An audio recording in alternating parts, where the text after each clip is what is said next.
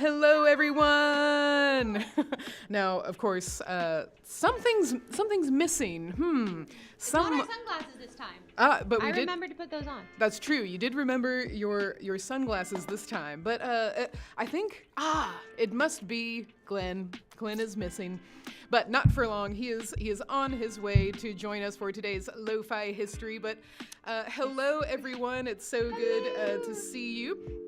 And of course, if this is your first time joining LoFi History, then this is your chance to ask questions of Marie and Glenn once he gets here, and any history question that you like. So if you would like to go ahead and chat your history questions, Marie and Glenn are well versed in many, many congratulations in order, because Miss Marie Walker is no longer Miss Marie Walker. She is Mrs. Marie Bartlett. Yay! I got married! Yes! So congratulations, Marie. Thank you, thank you, thank you. And Marie's husband is actually one of our longtime volunteers as well as Stephen. You might, if you've ever visited the History Center, then you may have seen him demonstrating in our blacksmith shop, which is always super fun.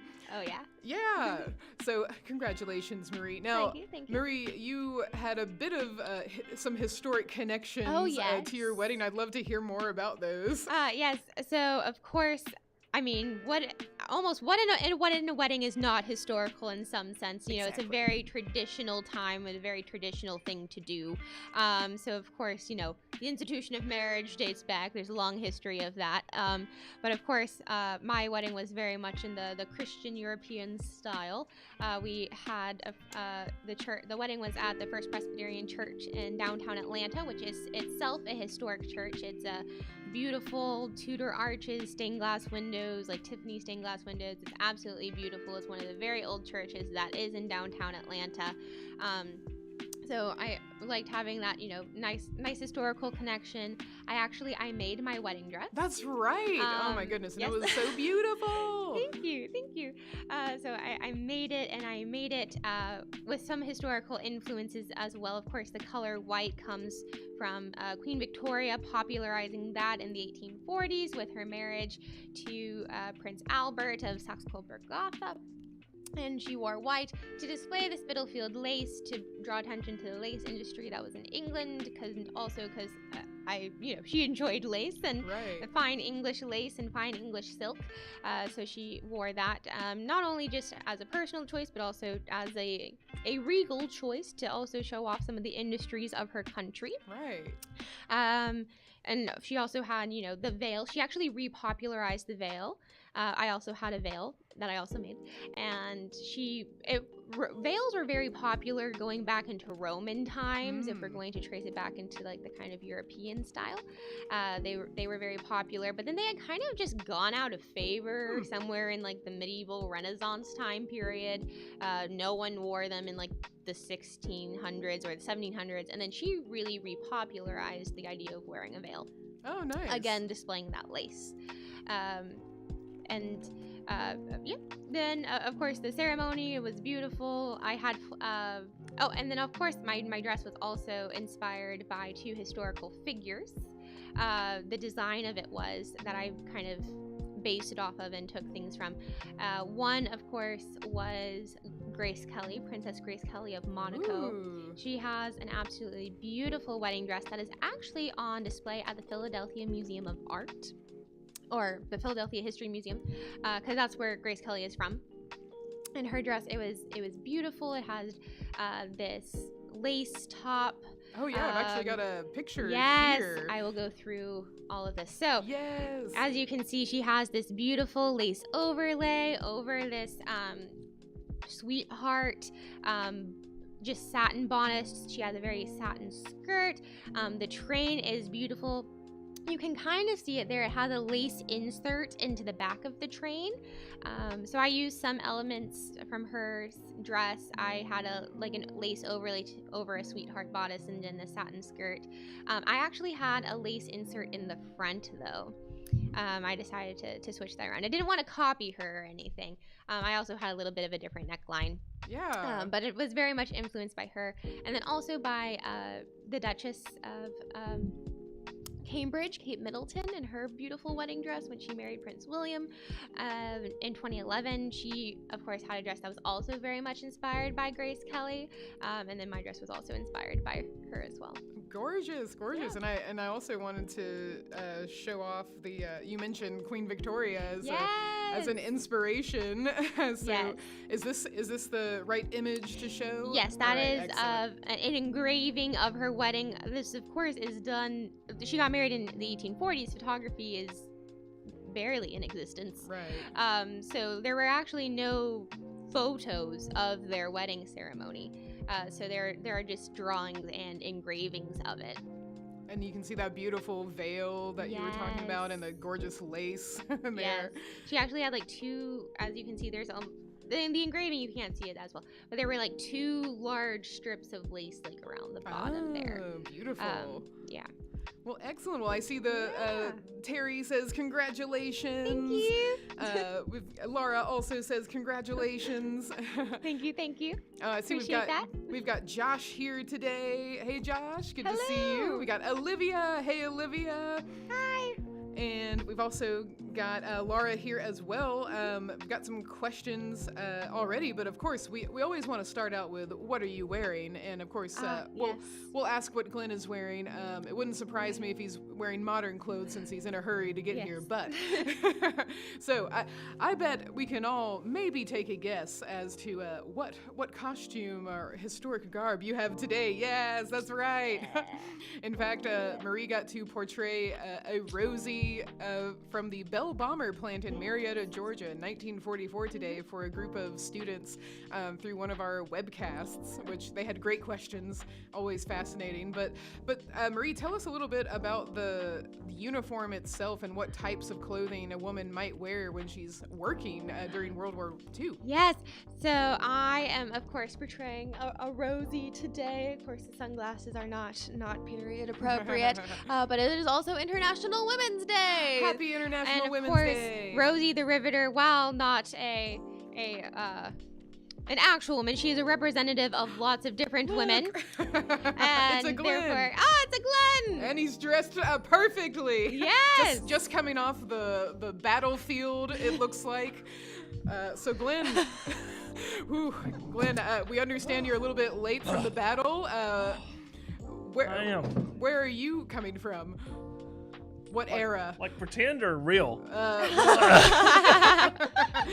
Let's This know. is the, I am from the 1980s American infantry with my woodland camo, my PAS GT helmet, and protective flak vest. And you were dressed like that wherever you were No, I coming wasn't. from. I wasn't. Unfortunately, this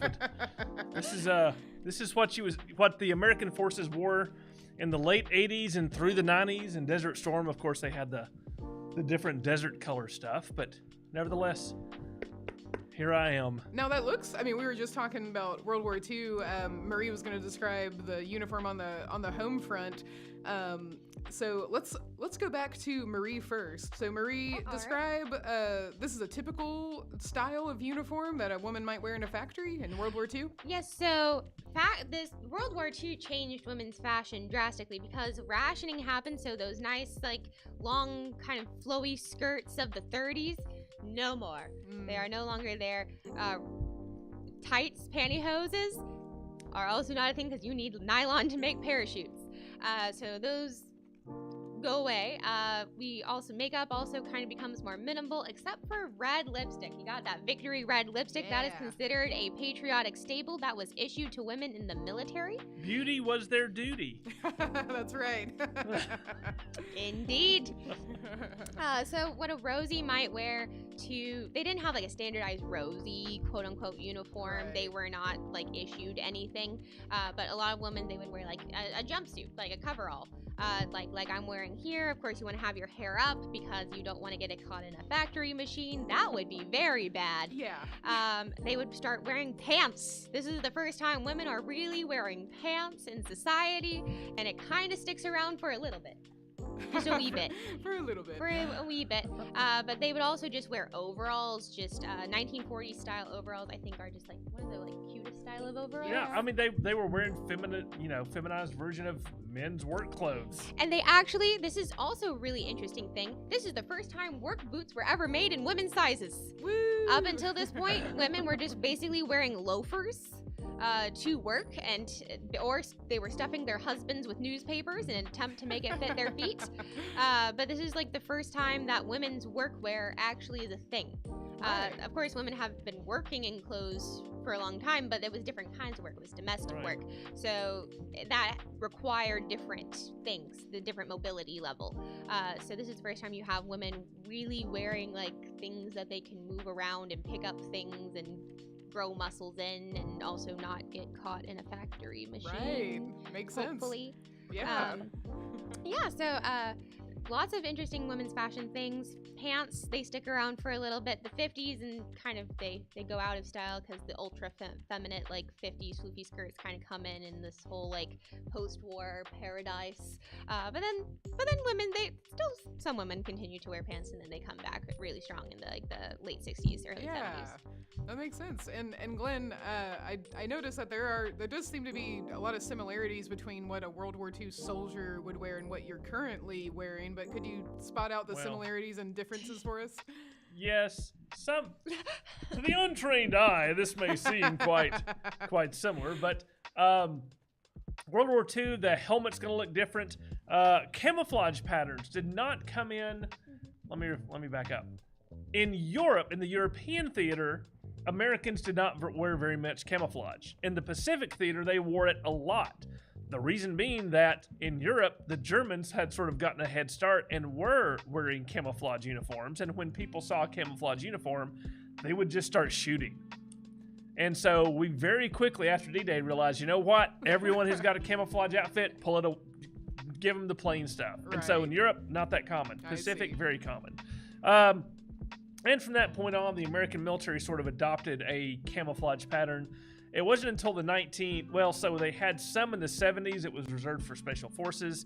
But in the 80s, it became general issue. Like you see here, it went from that the Vietnam era OD green to a camouflage pattern. And they began to make camouflage pattern for everything. So the helmet that I have on is actually, the design is closer to a World War II German helmet because it does cover more of the back of the head, back of the neck, and things like that.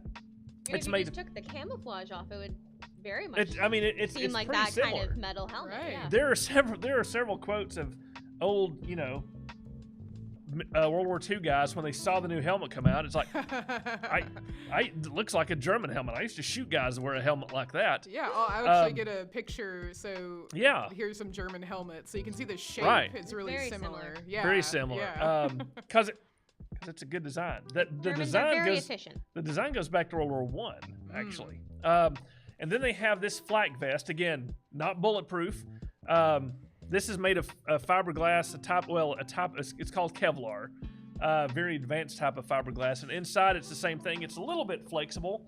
Again, not bulletproof, but it protects you from explosive shards and things like that. Flak vest became standard issue in the Vietnam War for infantry. Depending upon what unit you were in, you either wouldn't wear it or would wear it because it was heavy, it was hot. The Marines were always required to wear their body armor. By the time you get to the 1980s, it is a standard piece of equipment and really remains a standard piece of field equipment to the present day, that protective type clothing. But as with all protection, it's always a balance between protection and mobility. Right. They can armor a guy up and make him totally bulletproof, but he can barely move, and he can only walk about 30 feet before he collapses under the weight. So it's always a balance, and the technology is always moving things around. My favorite is to watch knights, like having people dress up in like medieval armor and then just seeing how they move. I think it's incredibly fascinating. And a well-designed suit of armor, people can do somersaults, and I've done it, right? They don't need cranes to get onto horses. Yeah. They move just fine.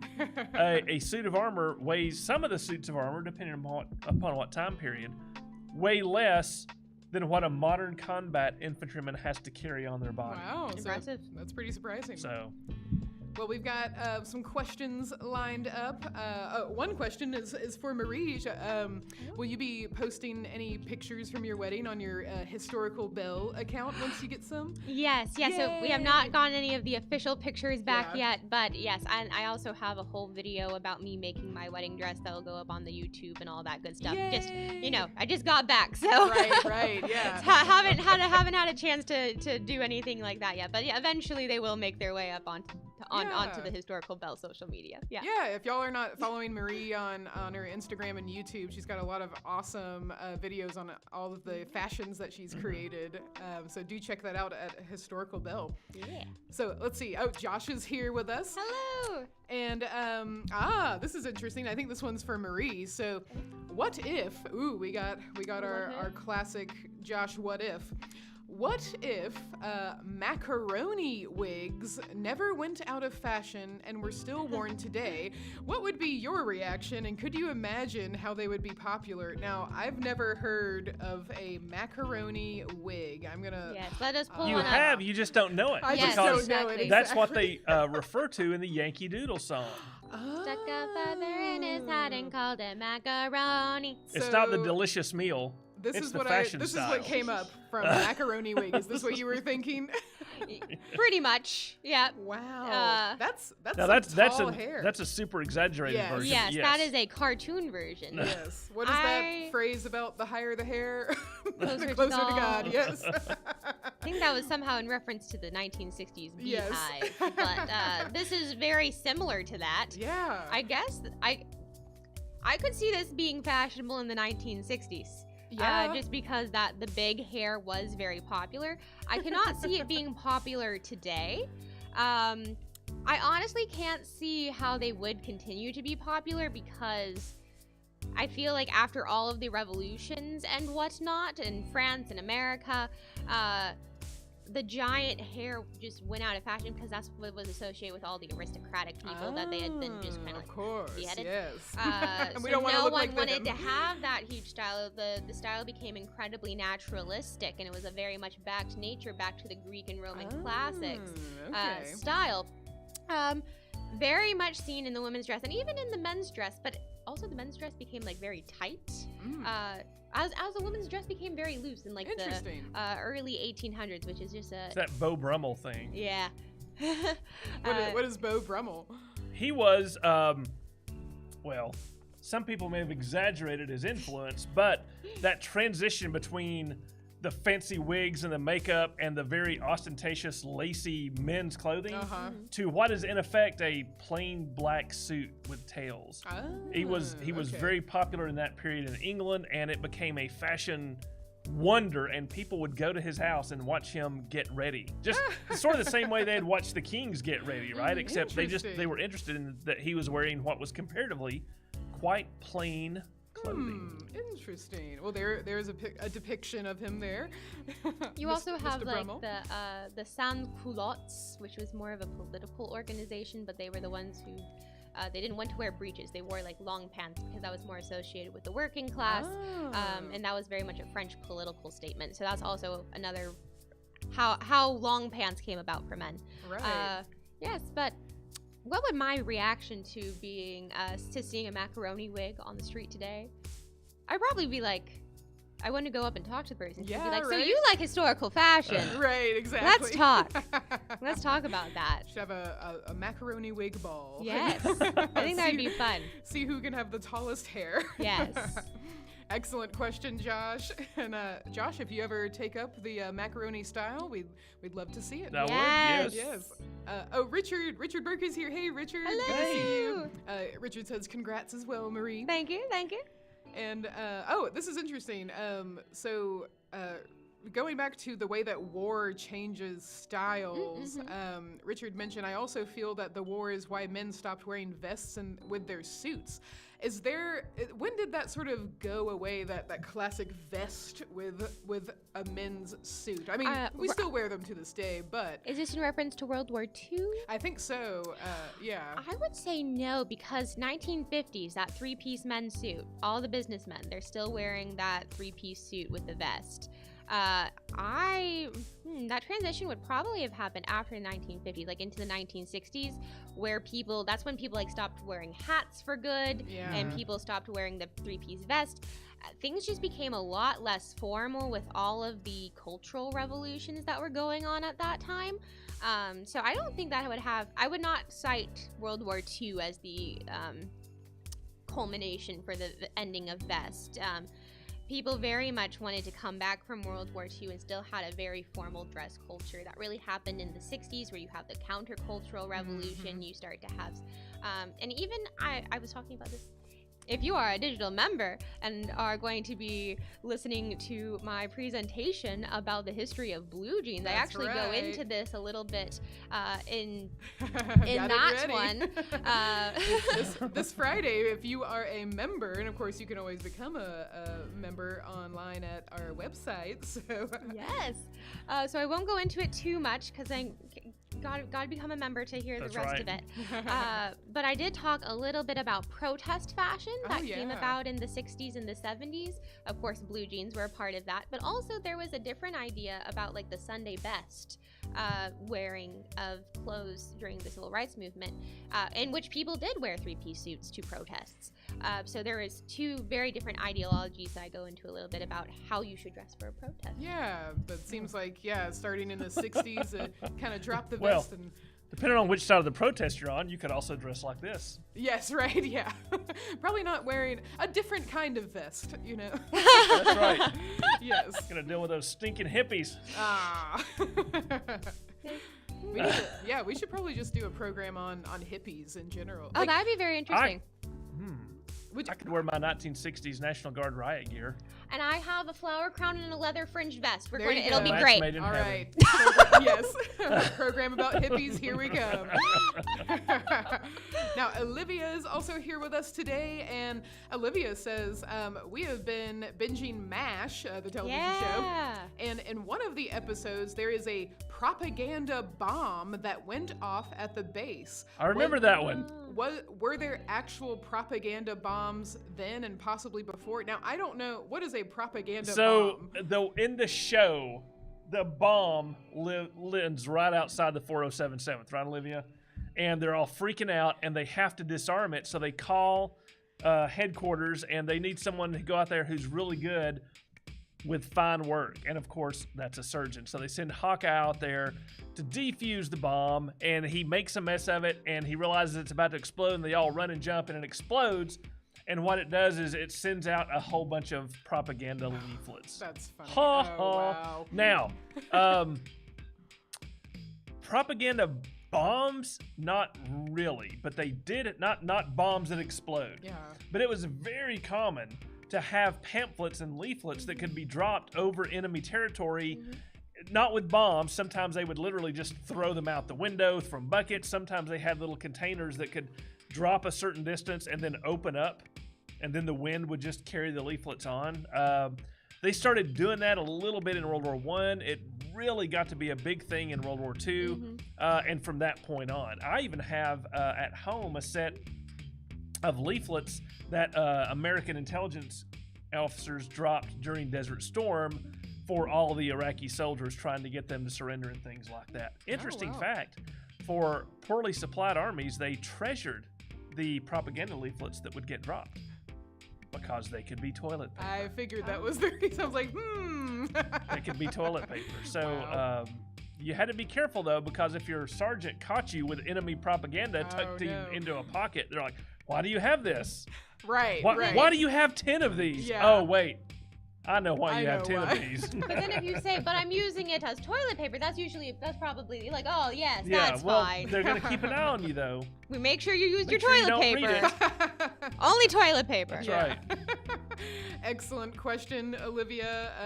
I'd be curious to know more questions based on what you've been seeing in MASH. How far in MASH? Yeah, just so you know, I always, when I do a talk on the Korean War, the first thing I do is I draw a picture of MASH on the board, and then I'll draw a big no sign for it because there's not much similar. It's a great show. I've got all 11 seasons too on DVD, but there is not much there about the actual Korean War. It is a MASH unit in Korea. That's it. That's the connection. And the helicopters are right. Those Okay. Bell helicopters are the right helicopters. The vehicles are right. Well, Probably there you about have it. Thank you, Olivia. Even the And- uniforms? Nah, Okay. not so much. And folks, go ahead and chat more questions for Marie and Glenn. And in the meantime, I also wanted to let y'all know that tomorrow you could meet the Girl Scouts founder, Juliet Gordon-Lowe, who looks very similar to me. We share quite a It is. resemblance. It's very strange. Are you a descendant? Yeah, maybe. Yes, I will be portraying Juliet Gordon-Lowe tomorrow for free. This is going to be a public program. It's going to be live, so I'll be, Daisy will be taking questions from the chat, and you can also view this later. I know a lot of Girl Scouts aren't out of school yet, so if you know Girl Scouts in your life, you can certainly share the program and learn all about the really fascinating life of Girl Scouts founder Juliet Gordon-Lowe and how she started the Girl Scouts to begin with.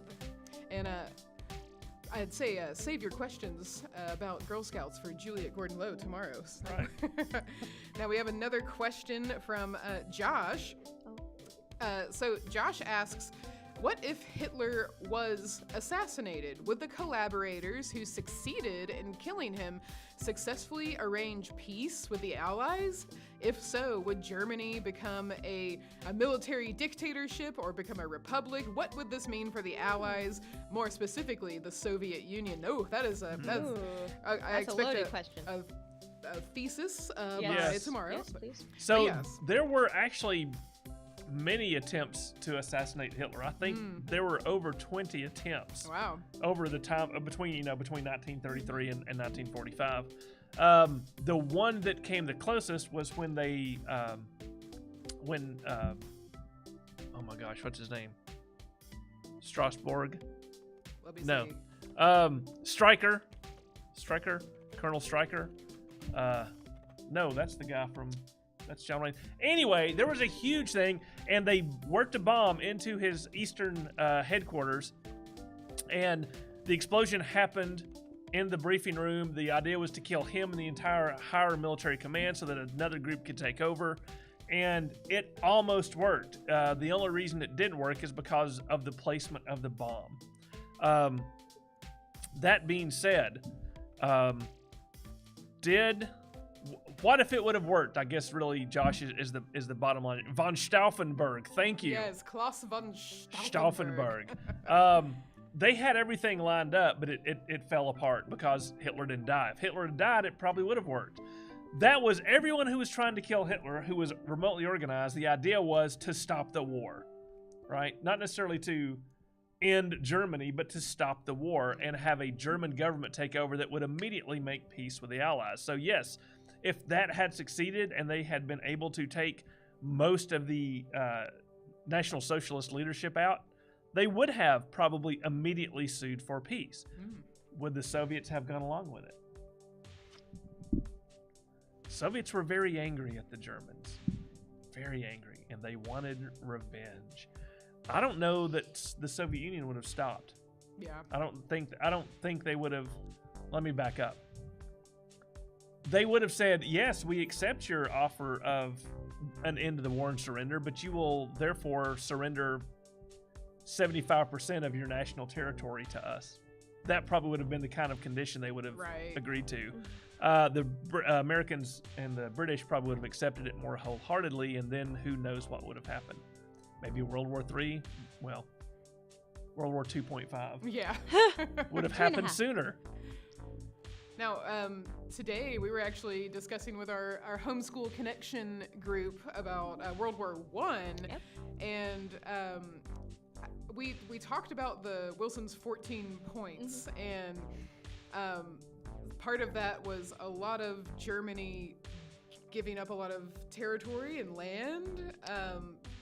Do you feel like those points were... What's your opinion of Wilson's 14 points plan? And then also versus the Treaty of Versailles, because I had the kids that's go right, through that's right, yeah. and say, like, How do you think that the 14 points are? Okay, now let's compare that to what actually happened. Right. The only thing from the 14 points that made it into the Treaty of Versailles really is the League of Nations. Right. Pretty much. Because Wilson was so obsessed with that, he gave up everything else. Germany thought and accepted the fact that they were going to get a peace based on the 14 points. And then at Versailles, Wilson caved on everything because he had no real power, and Britain and France were so angry. And it turns out most of his ideas were insane anyway. I mean, they sound great on paper. He was a moral crusader, but it doesn't work. For example, the idea of people being able to vote, the right of self-determination. What does that even mean? I mean, we know what it means. The right for a people to decide where they will live, what their government will be. Well, here's the question. What is the unit of measure for self-determination? Right. Is it race? Is it geographic location? Is it religion? Is it language? Is it political affiliation? That's a pretty important part, that just couldn't be defined by one of those 14 points. Now, the rest of the world, Italy, the parts of the Austro-Hungarian Empire, they thought that the 14 points were great, but as you say, Britain and France were looking to get a lot of revenge and a lot of money. Why did they want so much money? Because they owed the United States a lot of money. A lot of money. They also had spent a lot of money. Well, Yes. they spent it because we loaned it to them. To the United States. Well, I ask all of that, and I mean, because I think we've mentioned before that World War I is sort of this kind of it leads to World War II, and is it mainly because Germany was considered a bankrupt, or It's complicated. The more I think and read about this as I get older, I'm beginning to think that the Great War was the fulcrum point of the 20th century history, not World War II. Yeah.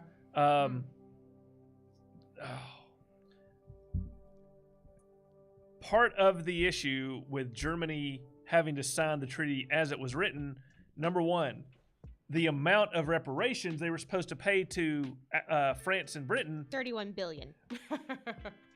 That's what they came up with later. In the Treaty of Versailles, they never actually put a dollar amount. Wow. They never put an amount, whatever your unit of currency is. Yeah. They said, we'll worry about that later. Sign here that you'll pay it, but we'll figure out an amount later. Which is very scary. Yes. It's also the entire war is your fault, period. The End of end. sentence. Yeah. And you're going to sign this. You're going to lose any territory that we want, such as Alsace, Lorraine, all of your colonies. The Congo. Sign it. Yeah.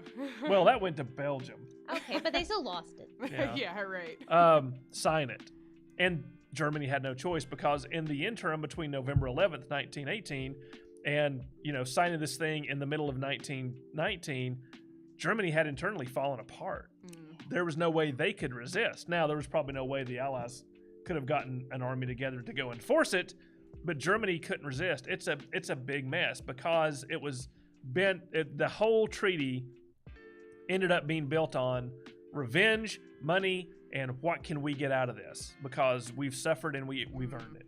And Germany thought that when they surrendered, it was going to be, first off, Wilson's 14 points. Right. First, they didn't surrender. They signed. It was signed an an armistice. They said, we'll stop fighting for now. We'll go back to Germany. We're We'll not stop fighting. surrendering, but we're agreeing to stop fighting. Yeah. Yeah. And they thought it was going to be based on his 14 points, and they also thought it was going to be a quote-unquote peace without victory, because that was kind of part of the 14 Because that's what Wilson points. had also promised, which was stupid, because there was no way he could enforce that. Turns out Wilson was stupid a lot. Have I mentioned this before? Sounds like we should have a program about Wilson. I think we actually A have that six-part listed. series of how much Glenn hates Wilson. Yes. Well, okay. Yes. So I mean, and it just, and then also Germany thought that they could go into it negotiating. They thought they might have some negotiation room. They thought like, okay, well, we'll get some stuff out of this. And then Britain and France was like, no negotiation. Yeah. This is it. You brought a delegation with maps and experts. We only need you to show up on this day and sign it. They didn't let them they weren't there. You can sign it or not. The real question is, what if Germany had refused to sign it? Ooh, that is a good what if. That's the one I can't quite figure out. Yeah. I mean, Because it's not like you're going to get all the demobilized soldiers from the French and British armies to go sign back up for the army and drive into Germany. You're not. Britain and France were scared to death that Germany would simply say no. Oh, wow. Yeah.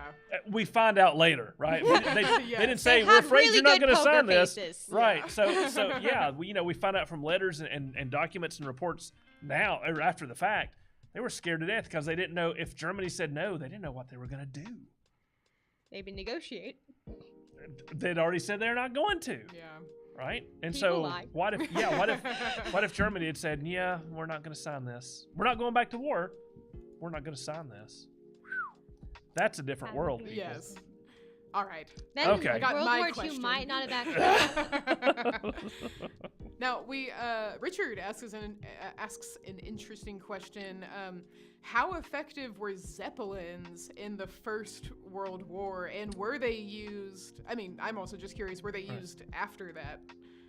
Not militarily, because it turns out they're gigantic targets. They I'll were look up one. kind of effective in the First World War. That was a way that Germany was able to strategically bomb England. There were Zeppelin raids over London. They were very slow moving. They could not carry much payload. They were literally kind of like pushing bombs out of baskets and things when they did go over London. But they developed that idea of what if we could go far away and bomb not soldiers on the battlefield or even supply lines. What if we could bomb population and manufacturing centers hundreds and hundreds of miles away? Mm-hmm. So the possibilities that the Zeppelin made people think about in the interwar years led to things like B-24s and B-17s and the strategic bombing campaign. So they were not that effective, but they sure got people thinking and planning. And I mean, with Zeppelins, like, was it basically just like, hey, let's try this idea, and then it just clearly didn't serve a use militarily or. So Zeppelins are lighter than air, which means if you put the right chemical gas inside of them, they just float. You don't need mechanical power to keep them afloat, right? But, so but someone would be manning it, though, right? Yes, Like, it took a crew of many different people. Yeah. But they could remain afloat for extended periods of time, whereas the powered aircraft, the heavier than aircraft at the time, couldn't stay aloft very long, Right. because they ran out of gas, right? They're just, I mean, we're talking about those biplanes. So you maybe have an hour and a half's cruising time on those, and that's it. That's the most extensive it could go, whereas a Zeppelin, you stayed afloat almost indefinitely. Now, Right. again, to make that happen, you were a huge target filled with an incredibly flammable gas, usually, Yeah. right? Usually hydrogen, because that was Yeah. the easiest to produce gas. They hadn't come up with a way to get it that much quantity of helium going, or some other type of thing. So yeah, Libba, that's the idea, is that it could stay in the air a long time and carry heavy loads, That makes sense, right? but right. it was slow and Yeah. vulnerable. Slow, big, and flammable. Yep. Not Let's- great like qualities. me. No. Yeah. Oh, Alma is here, and I bet Gabby as well. Hello, Alma and Gabby. Alma says, I know Gabby already asked about Annie, but she just got cast as Pepper. Oh, congratulations! With her theater company's production of Annie. I want to know why Hoover was blamed for the Depression. They are doing the song, We'd Like to Thank You, Herbert Hoover, that was cut from the movie. Oh, I'm not even sure I'm familiar with that one. I'll have to look at the lyrics really quick. But yeah, so Herbert Hoover, you've probably heard of like Hoovervilles, but that's kind of the only thing I've associated with President Hoover. So could we get a little context on his legacy and his presidency? Like, what kind of president was he? What kind of leader? How was he remembered? And what did he do? Well, he is sort of remembered as the guy who got us into the Depression. Yeah. Wasn't his fault, really. Because as a president, there's only so much that one does that involves the economy. Especially if one's personal and political ideology says, we need to let the market settle itself and keep government hands off. That's really why people attack him because when things started going, I mean, the stock market crash and banks going bust and people losing their farms, he, as head of the government, he was just sitting back and waiting for the market to correct itself. He was afraid if the government got too involved in things, the government would get too involved in things. So it wasn't necessarily that he was blamed for what he did do. It was that he was blamed for not doing anything to stop it. I see. Because it's not like he caused the depression. That was not his problem, but that he created himself. But he did not do anything to stop people from losing their homes and their farms, and from the banks literally like running out of money as people ran to them and pulled out all their money. He didn't do anything to stop it. He's like, this is not the government's job. This is not my job. Right. This will fix itself if we just let it play out. And people did not like that because the people wanted the government to do something. Right. So therefore, that's why he's blamed for that. Yes. And then FDR gets elected because he says, I'm going to use the government to do something. And boy, does he ever. He really does. The most expansive involvement of the federal government into private business and industry in American history. But here's the thing with Hoover. Remarkably intelligent person, very talented, and trained engineer. I mean, Hoover Dam was sort of his baby. At the very end of World War I, there was a huge concern that Europe was going to starve to death because the harvest had been bad. There was no manpower to do to have crops. So Hoover was in charge of the food program to basically feed Europe from 1918 into 1919, and he pulled it off. Right, major engineering feat, an organizational feat. So it's not like he didn't know how to do things. Right. Hoover Dam, gigantic project, right? I think it's still the largest dam in North America. Very intelligent man, but again, his political ideology was that it's not government's job to mess with the private economy. FDR was elected specifically because he said, I'm going to do something with the federal government to try to fix the economy. Which is also interesting because that's another giant turning point for American politics, just in general, that you can like trace a lot of things today back to. And did FDR's efforts work with a government involvement? Scholars disagree. Yes. Fortunately, we had that great big old war come along that fixed everything. But at least people felt like FDR was doing things, and FDR took a very much more like hands-on approach. So whether he actually did something or whether people at the time felt like he was doing something. That's politics. Exactly, it's politics. That's how you get elected, right? That's right. Now, if you've never seen photos of Hoovervilles, I mean, these are, you can see they're makeshift shelters for the most part. I'll go to another one. You can see they're also kind of like encampments in a way. Shanty towns. Yeah, shanty towns. You can see this one. I mean, this is an incredible photo, especially with those buildings in the background of people who have homes and the American flag right there. And here's a more of an aerial shot of these Hoovervilles. So, I mean, it kind of speaks to, there's many connections we can make today. We're not in a depression, but just what do you do with people who don't have shelter and have lost their jobs or their farms or their homes? Yeah, exactly. So, let's see. So, Gabby, you can know a little bit more about that song, and maybe you can share it with the rest of your cast. As a side note, the name Hooverville came from the Democratic Party. Because it was great. You know, here's this awful example of how Hoover hasn't done anything. Hey, all these places, let's name them after him. And it caught on. And it's like, oh, that's not, again, horrible. Bad publicity for Hoover. Right. And then they also, they didn't even just stop at Hoovervilles. They decided that newspapers should be Hoover blankets. And then they went all in. They went all in and naming terrible things after Hoover. Oh, wow. It worked. He did not get reelected, nor did his party.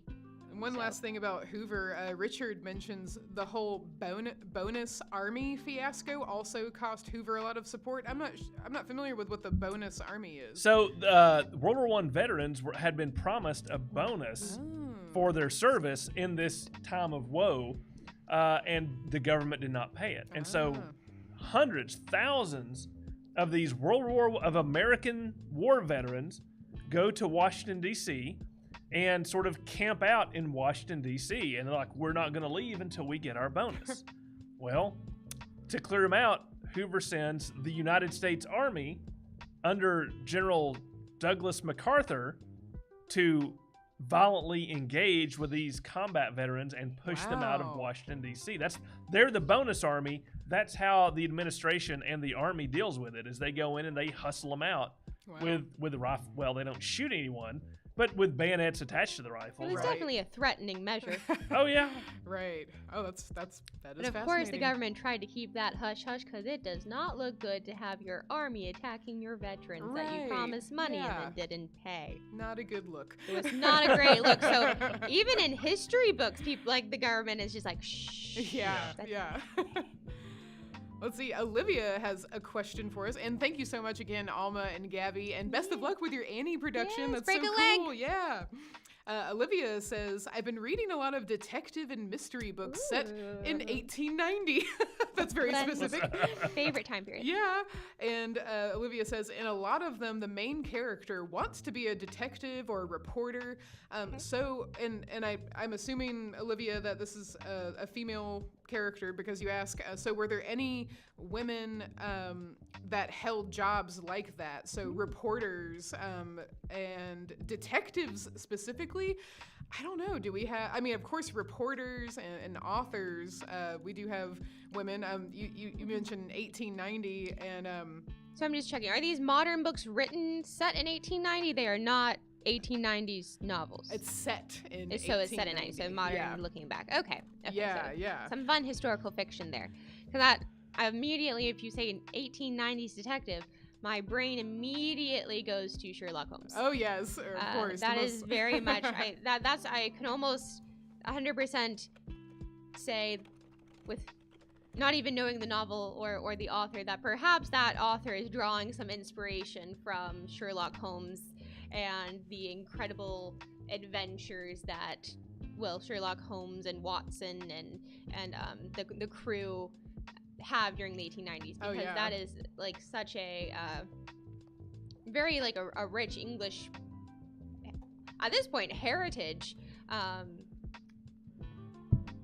don't know, because it's not even a thing, but it's like a mythological heritage almost. Yeah, it's almost I mean, it's the beginning of detective stories. Exactly, because before then you don't really have detective stories, and no one really is like, oh, what's detectives? And like the police force at that point was also kind of new. So like, who are these detectives? Who's this police force? It was kind of like a new not a novelty, but a new government function that was intriguing. Yeah. Well, and remember, there is no, there are detectives, but most of the hero detectives from this time period are private citizens, right? There's inspectors that are paid police people, and there's the policeman, but a detective is like someone who's adventurous and has some capital to spend on their endeavors, just decides to become. They're sort of like the late 19th century Batman. Yeah. Right. And I was just doing some Googling, and it seems that there was at least one well-known female detective. I'm trying to find her first name. I just saw Easton was her name. Let me do a little more digging into that. And then of course, like reporters, they're also trying to figure out the story. They're trying to figure out what's going on. So I can see how very much that those two parallel each other, detective and reporter. As Libba's looking up that detective, there is a female reporter that I remember learning about. There's actually, it's called the Newseum. It's about news. Nice. In Washington D.C. and they had an interesting display, and I think also like a little video reenactment of this lady, whose name escapes me at the moment, but maybe by the time I'm done talking it'll come to me. And she was a reporter, and she was like one of the first like big female reporters to have like this giant story break. She pretended to be a mental patient because the mental hospital, there were reports from former patients that like the treatment was terrible, but who's going to believe a mental patient? And especially at that time, so the mistreatment of these people was continuing. So she posed to be somebody, had someone quote unquote commit her.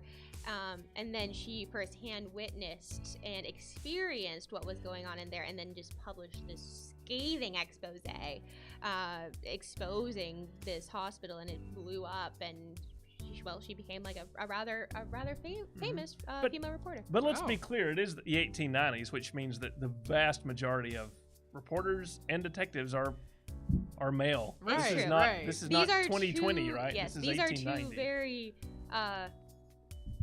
two examples. We have two that I can actually think of. And Libba's still working on finding the name of the other one. So that gives you an idea that this is extremely, extremely rare. Right. By no means is it standardized. These are like two there are exceptions shooting to prove star the rule. examples. Yes. So those two, I found two detectives that were female in the 1800s, and the one was called Kate Easton. So she was Kate Easton, and apparently she had worked as a performer, so she was particularly good at disguise and playing a role.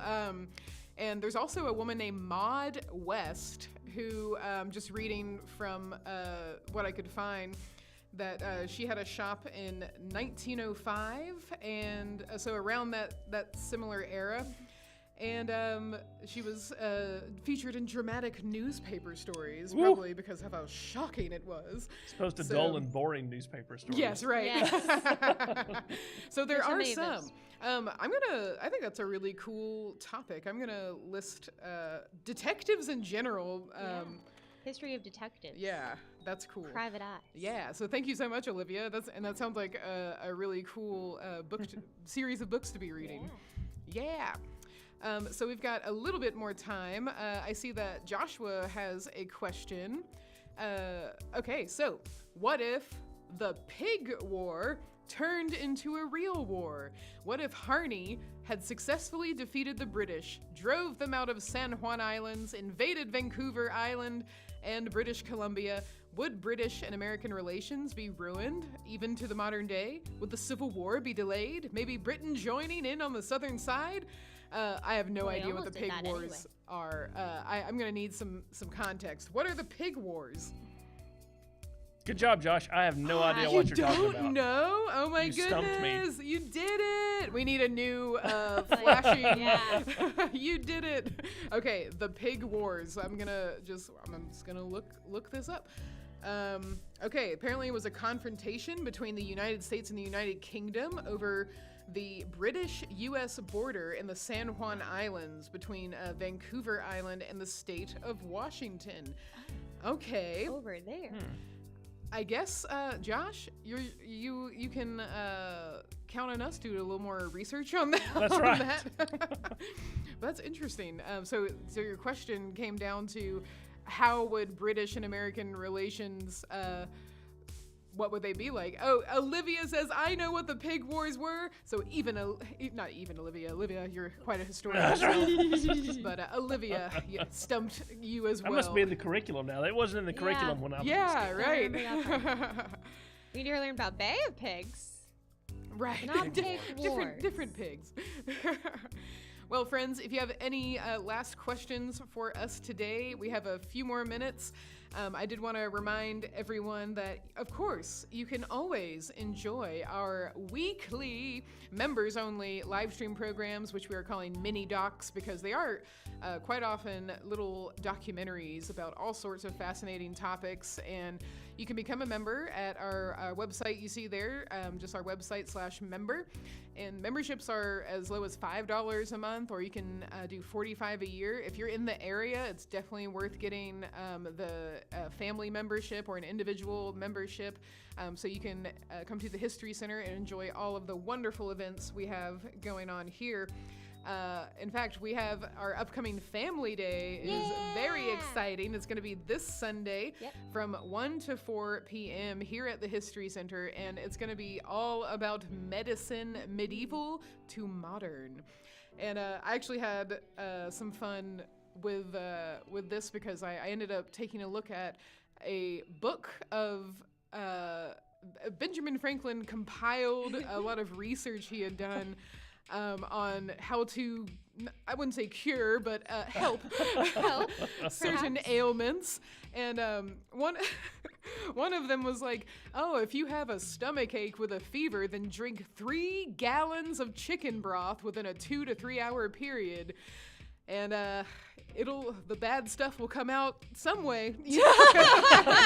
One way or One the way other. or the other. Really fix ya. fascinating stuff. And this was like in the I think it was like 1740s or something. Yeah. So like, colonial America medicine, you can actually see, it's online if That's you a lot want of chicken broth. A whole I mean, lot I'm of not chicken even, I mean, broth. it's a lot to consume. I'm also Right. thinking someone has to prepare 2 to 3 gallons of chicken broth Exactly. And I don't even know. for one person. Like I am not the best cook to begin with, but I don't even know, how do you just wring a chicken out and then you you got yourself some chicken There you broth. go. Got some wet chicken water. Yeah. Uh, So Pretty if you want to learn more about medicine from all the way to medieval times to today, we're gonna have a really awesome event this Sunday, and our family days are free thanks to the Ada Mae Ivester Education Center. All right, I think we've got our last question for today. Let's see.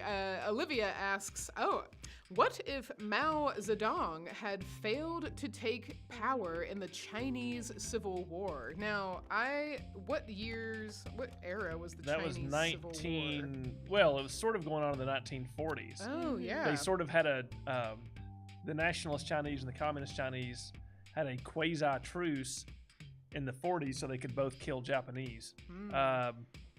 But then as soon as the war ended, they went to war back with each other. The communist won, and the nationalist Chinese were pushed all the way over to the island of Taiwan, which continues obviously to be interesting. trouble Right. today. Right. Not Taiwan, but the Right. issue of China versus Taiwan. Is this when China becomes officially a communist nation? Yes, Yeah. Okay. yeah. The communist when, revolution. Right, Okay. when Truman loses China. I see. The I think- dominoes. Right. falling. It would have been a big difference, I think, because if Mao had not won, that means that the Chinese nationalists would have won, and the Chinese nationalists would have therefore had an entire China, as it had been before World War II, capitalist base, friendly to the West, not friendly to the Soviets. Korea wouldn't have happened. Vietnam wouldn't have happened. Probably what would have happened is a giant war between China and the Soviet Union. Along, wow. I don't know how long that border is. Yeah. Rather- 1,500, 2,000 miles Right. long. Yeah. That's probably what would have happened. So it would have been great for the West. It may not have been very good for the Chinese, but how good is China now for the Chinese with Yeah. the communists in charge? They're in charge. Right. So That's that's a judgment call, but it's an excellent question, Olivia. I mean, so much globally has been impacted by this civil war that led to Right. the communist takeover of China. So, and like you were saying, Glenn, issues with Taiwan now. I'm sure that might be an interesting topic to dive into sometime, since it seems to be becoming more and more relevant more these and more days. relevant. Yes. Well, that is sort of the intriguing part of all of the questions that you give us through LoFi history, is making those connections. And I wanted to thank everyone for joining us today. We will be back next month. Let's see. We will be back on April. Oh my goodness, April already. April 5th. So we'll be back April 5th for more Lo-Fi history, but of course you can catch us tomorrow for our Q&A with Juliet Gordon-Lowe / me. And we'll also be learning all about the history of blue jeans this Friday as part of our members only program. So again, thank you all for hanging out. It's great to see you all, and take care. Bye. Bye.